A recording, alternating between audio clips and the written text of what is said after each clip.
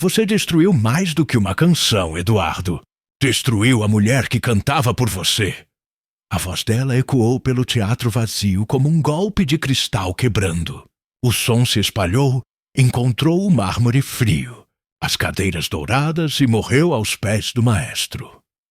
Eduardo Vasconcelos permaneceu imóvel, a batuta ainda suspensa no ar, como se pudesse reger o silêncio que o engolia. Lá fora, Lisboa amanhecia cinzenta, e o vento trazia do Tejo um cheiro leve de chuva e ferrugem. 10 anos haviam se passado desde a última vez que ele ouvira aquela voz. Agora ela soava frágil, áspera, mas ainda inconfundível. Na penumbra do palco, Isadora apareceu, o rosto iluminado apenas pelas luzes de emergência, o cabelo preso num coque simples.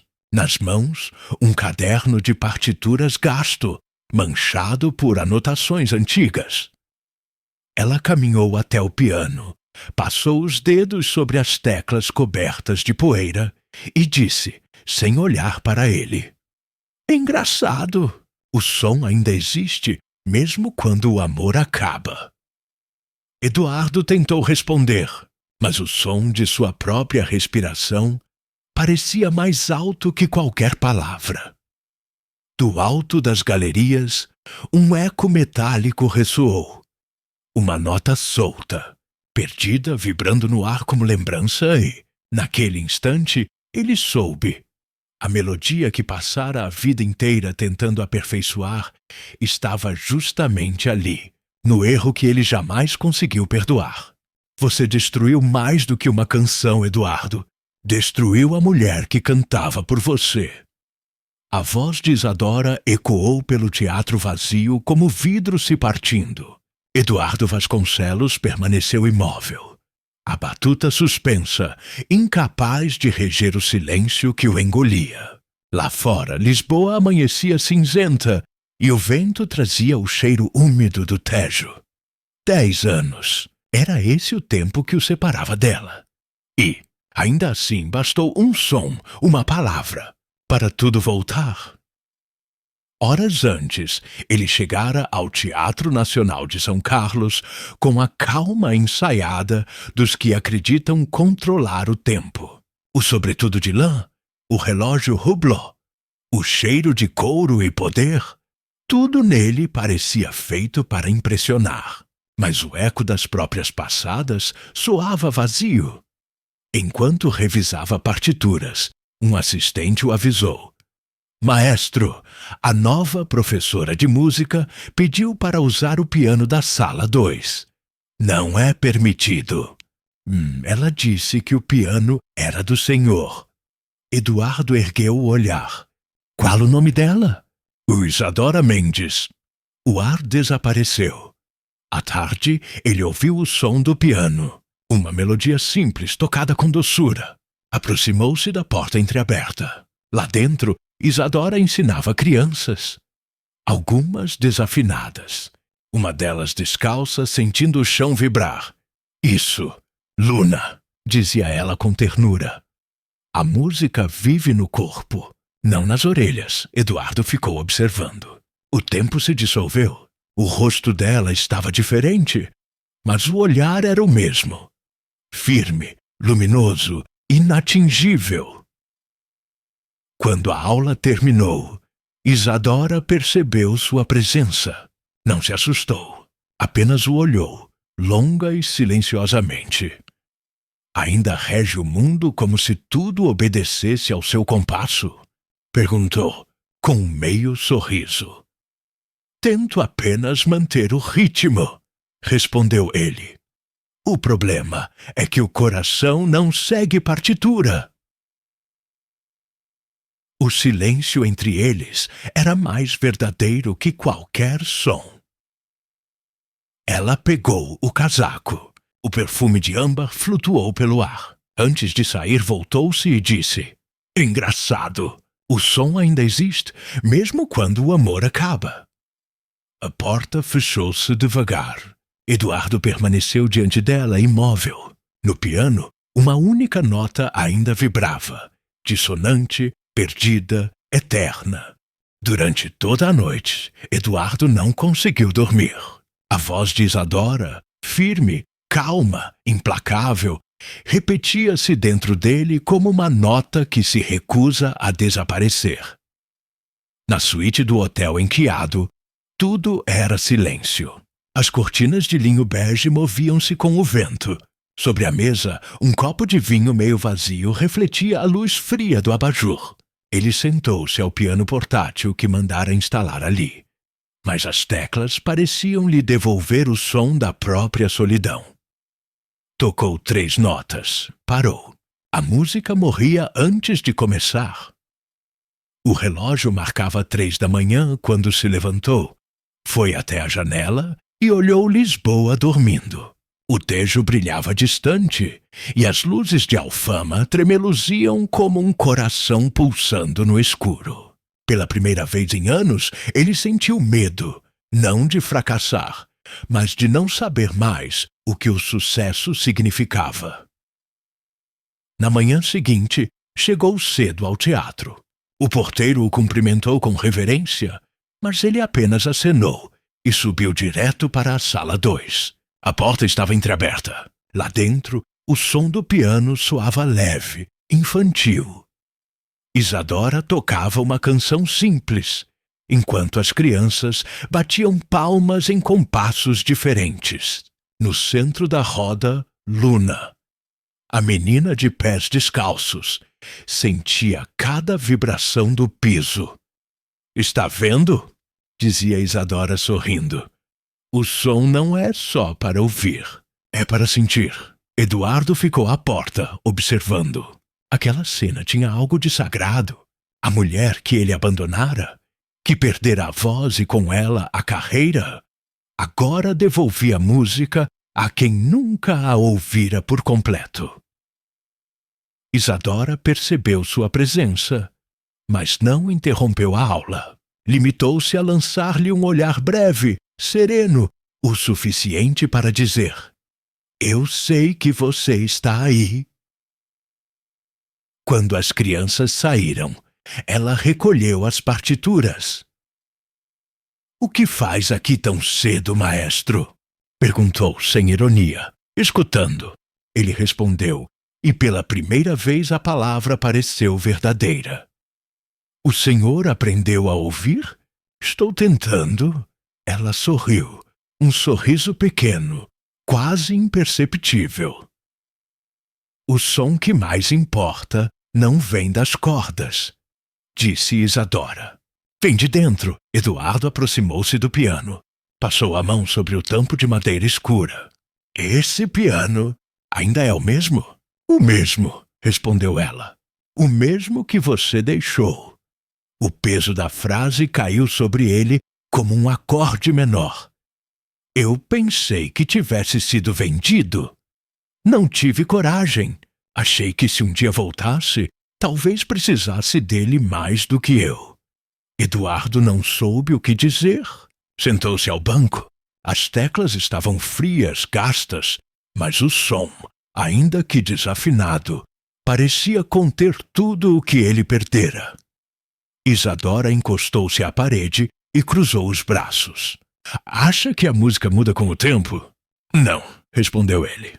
"Somos nós que mudamos. A música só espera." "Espera o quê?" "Que a gente volte a merecê-la." O olhar dela amoleceu por um instante, mas logo voltou a sereno. "Não sei se é merecimento. Talvez seja perdão." Ele olhou para ela. "Você me perdoou, Isadora?" O silêncio se estendeu como uma corda tensa. Ela desviou o olhar para o piano. "Ainda não sei, mas quando toco, dói menos." Luna apareceu na porta, com o cabelo preso num coque desalinhado. "Professora, esqueci minha flauta." Isadora pegou o instrumento e entregou a ela. "Aqui está, meu amor." A menina sorriu para Eduardo. "O senhor é o maestro da televisão?" "Talvez", disse ele rindo. "Mas você parece entender mais de música que eu." Luna balançou a cabeça. "Eu não ouço direito, só sinto, e isso basta", respondeu ele. "Às vezes quem sente é quem realmente escuta. Isadora observava a cena em silêncio. Quando Luna saiu correndo pelo corredor, ela comentou: Curioso! Você sempre quis controlar cada nota, cada compasso. E agora fala de sentir, porque percebi que o som mais bonito é o que escapa da partitura. Ela abaixou o olhar e um sorriso nostálgico desenhou-se no rosto. Eu dizia isso a você, lembra? Lembro de cada palavra. Só não tive coragem de ouvi-las. O piano permaneceu mudo entre os dois, mas o ar estava cheio de coisas que não podiam ser ditas.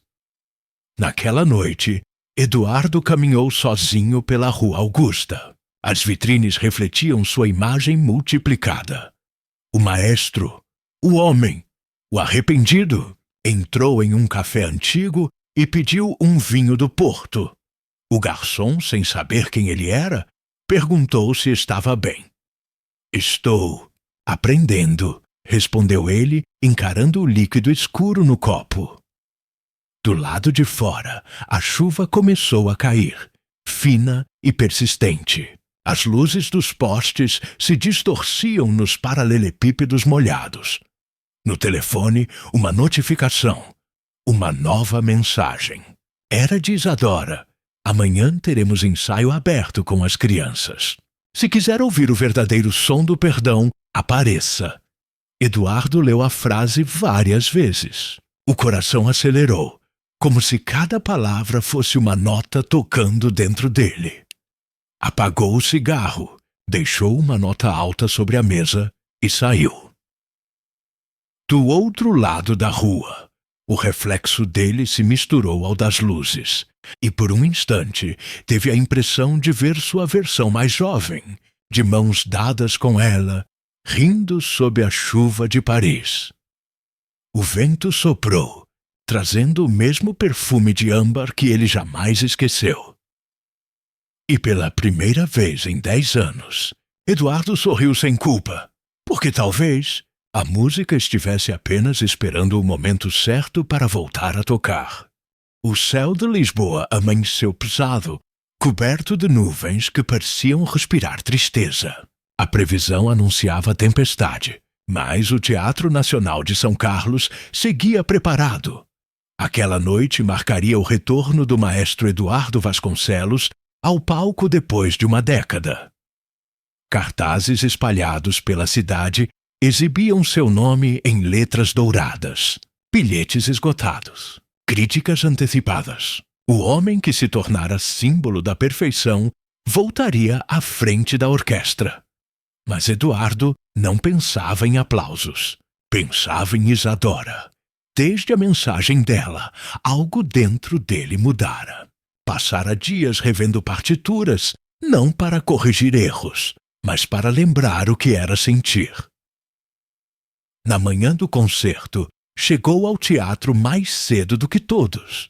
Caminhou pelo palco vazio. Respirou o ar úmido misturado ao cheiro de madeira encerada e pó de cortina. Tocou o piano da sala 2. O piano deles. A madeira fria respondeu com um som abafado, mas familiar. Fechou os olhos e deixou as mãos tocarem uma melodia que não estava escrita em lugar nenhum. Era a canção de Isadora, aquela que ela compusera nos primeiros meses em Paris, quando o amor ainda era novo. A porta se abriu. "Está tocando errado", disse uma voz doce atrás dele. Era ela, Isadora, com um vestido simples e um lenço cinza envolvendo o pescoço, o mesmo que usava no dia em que perdera a voz. "A partitura nunca esteve certa", respondeu ele. "Faltava o seu compasso?" Ela riu baixo, aproximando-se. "O público não entenderia isso." "O público nunca entendeu nada", retrucou ele, levantando-se. "Só aplaude o que é bonito, mesmo quando é vazio. E hoje, o que pretende mostrar a eles? A verdade, mesmo que desafine." Isadora o observou em silêncio. Depois assentiu. "Então que seja verdadeiro." À medida que a noite caía, O vento começou a soprar forte. Relâmpagos cortavam o céu sobre o chiado. Dentro do teatro, o público se acomodava sob os lustres de cristal, enquanto o murmúrio de vozes elegantes enchia o ar. Nos bastidores, músicos afinavam instrumentos com concentração ritual. Eduardo caminhava entre eles em silêncio, a batuta presa entre os dedos como uma extensão do próprio corpo. A chuva começou a cair. Primeiro suave, depois intensa, batendo nos vitrais com força. O trovão ecoou e, por um instante, as luzes piscaram. Um técnico correu até ele. "Maestro, há risco de queda de energia." "Se faltar luz," respondeu calmamente, "ei, tocaremos no escuro." Às 8 em ponto, as cortinas se abriram. O público se calou. Eduardo ergueu a batuta. O primeiro acorde explodiu como um raio contido. As cordas seguiram em harmonia perfeita. O som se elevou, grandioso, exato. Mas quanto mais perfeita a música se tornava, mais ele sentia a falta de algo. Uma nota, uma presença. O coração batia fora do ritmo. No meio do segundo movimento, uma luz se apagou. Depois outra. Em poucos segundos, o teatro mergulhou na penumbra.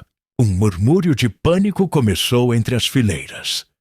Eduardo baixou a batuta e ergueu a voz. "Continuem! A música não precisa de eletricidade." Os músicos hesitaram, mas obedeceram. As cordas voltaram a vibrar, tímidas, à luz das velas de emergência. O som se espalhou pelo teatro como um sussurro. Foi então que um novo som surgiu. Notas leves de piano vindas do fundo do palco. Isadora. Ninguém a havia anunciado. Ela apenas apareceu, caminhando lentamente, iluminada pelas velas. O lenço cinza cobria-lhe o pescoço. Os olhos brilhavam. Sentou-se ao piano e começou a tocar a melodia deles. A nota perdida. A plateia ficou em silêncio absoluto. Eduardo abaixou a batuta, mas o corpo inteiro ainda regia. O som do piano se misturava à orquestra, e cada nota parecia costurar as feridas que o tempo deixara. A chuva batia forte nos vitrais, marcando um ritmo irregular, mas perfeito. Isadora tocava com os olhos fechados, sentindo cada vibração subir pelas mãos, como se a música nascesse dentro dela. Eduardo a acompanhava com os violinos, conduzindo sem olhar a partitura. Foi então que Luna apareceu entre os músicos, descalça, os cabelos molhados. Ninguém sabia como ela entrara. Mas a menina se aproximou do piano e colocou as mãos sobre o chão, sentindo o som. O público assistia em silêncio, hipnotizado. Quando a música alcançou o auge, um relâmpago iluminou o teto de cristal, e o som do trovão veio como uma última nota. Isadora levantou as mãos do teclado. Eduardo abaixou a batuta. Por alguns segundos, ninguém respirou. Depois, o teatro explodiu em aplausos, mas ele não os ouviu. Só olhava para ela. Isadora levantou-se devagar, o rosto molhado de lágrimas e chuva. Aproximou-se dele no meio do palco. "O som voltou", sussurrou. "Não", respondeu ele. "O som nunca foi embora. Fui eu." Ela tocou o braço dele com delicadeza. "Então volte", Eduardo a segurou pelas mãos, o piano ainda vibrando atrás deles, e naquele instante, o maestro que passara a vida inteira buscando a perfeição, entendeu que o erro mais bonito do mundo é aquele que nasce do amor. Depois do concerto, o público saiu sob a tempestade, falando do espetáculo como se tivesse assistido a um milagre. Nos corredores, o eco das notas ainda pairava. No camarim, Eduardo retirou o terno encharcado e olhou-se no espelho. O reflexo mostrava um homem exausto, mas vivo. A porta se abriu. Isadora entrou, envolta num casaco de lã, com uma expressão serena. Nunca pensei que tocaria para você de novo, disse ela. E eu nunca pensei que conseguiria te ouvir outra vez. Ela se aproximou, colocou sobre a mesa uma pequena partitura. Guarde, é sua. Eduardo pegou o papel. No alto, lia-se o título: Concerto da Chuva, para quem aprendeu a ouvir. O silêncio que seguiu foi doce, reconfortante. Isadora olhou para ele mais uma vez.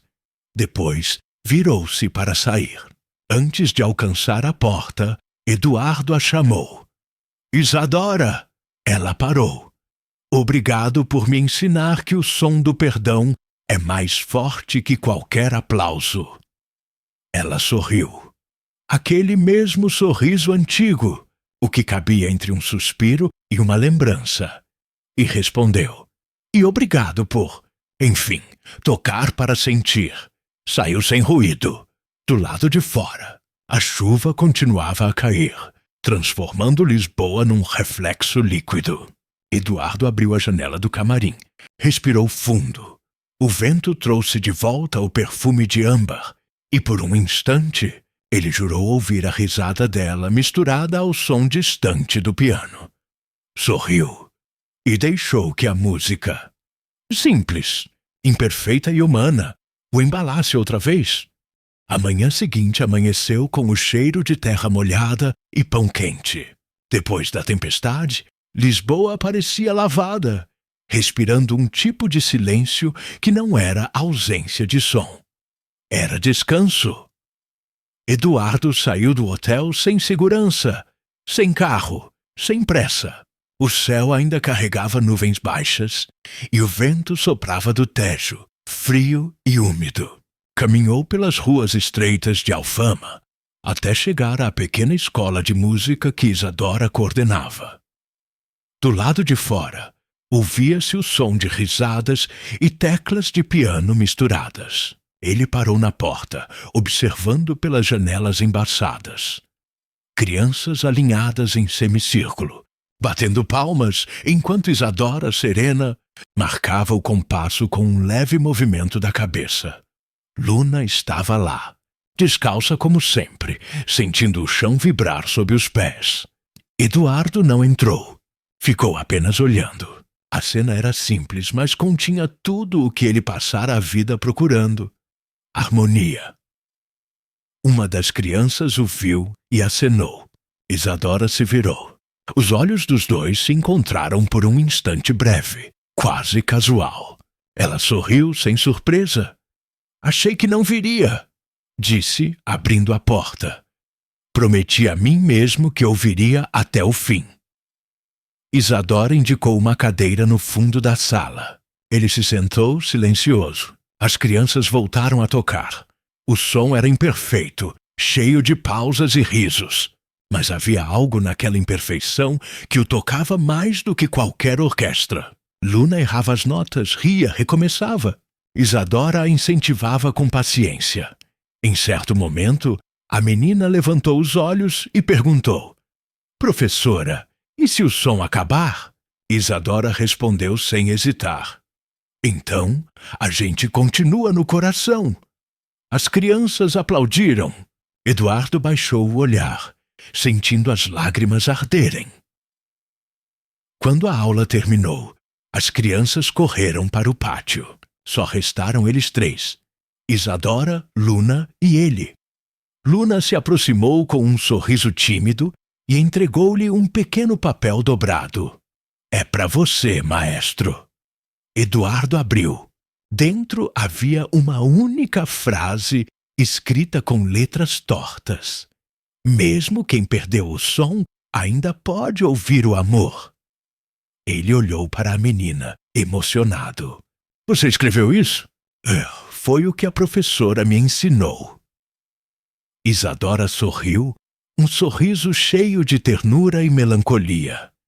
Ela entende mais do que nós dois juntos, disse Eduardo, porque não espera a perfeição. respondeu Isadora. Só sente. Depois que Luna saiu, um silêncio tranquilo preencheu a sala. Eduardo caminhou até o piano e passou os dedos pelas teclas. Ainda desafinado, murmurou. Como nós, disse ela. Ele riu baixinho. A diferença é que agora sei ouvir até o desafino. Isadora se aproximou e colocou a mão sobre a dele. Então já aprendeu tudo o que devia. Eduardo respirou fundo, olhando o rosto dela à luz suave que entrava pela janela. Nem tudo. Ainda não sei dizer adeus. Ela ficou em silêncio por um momento. Depois falou devagar.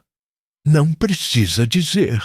O som já disse por nós. Ele assentiu. As palavras dela sempre soavam como música. Vai voltar a cantar algum dia? Perguntou. Talvez, quando parar de doer. E se nunca parar? Então eu ensino as crianças a cantar por mim. Os dois sorriram. O relógio antigo da parede marcou 12:00. O sol finalmente rompeu as nuvens, lançando feixes dourados sobre o piano. O brilho refletiu nos olhos deles, e por um instante o tempo pareceu suspenso. Como uma última nota que não quer acabar. Isadora retirou do bolso uma pequena partitura dobrada e entregou a ele. Guarde, é o último presente. Eduardo abriu. Havia apenas 4 compassos escritos, seguidos de um traço prolongado. Falta o final, disse ele. O final é com você. Ela virou-se para a janela, observando as gaivotas sobrevoarem o Tejo. O vento balançou o lenço de seda no pescoço dela, espalhando novamente aquele perfume de âmbar. O mesmo cheiro que o acompanhava desde Paris. Eduardo guardou a partitura no paletó e disse, quase num sussurro, Obrigado por me devolver o som do silêncio. Isadora olhou para ele uma última vez com doçura, e obrigada por, enfim, escutar. Quando ele saiu da escola, o sol já dominava Lisboa. O chão ainda molhado refletia o azul do céu e o branco das nuvens. Eduardo caminhou sem direção até o miradouro de Santa Luzia. Lá do alto, o rio se estendia como uma partitura líquida. Pegou o bilhete de Luna no bolso e leu de novo. Mesmo quem perdeu o som ainda pode ouvir o amor. Sorriu. No horizonte, um grupo de crianças cantava, desafinado, alegre, verdadeiro. Fechou os olhos e ouviu. O som do perdão não era grandioso. Era pequeno, imperfeito, mas pulsava em cada batida do coração. E enquanto o vento soprava o perfume de âmbar sobre a cidade, Eduardo compreendeu, enfim, que algumas músicas não precisam de aplauso. Basta que continuem ecoando, dentro, sempre.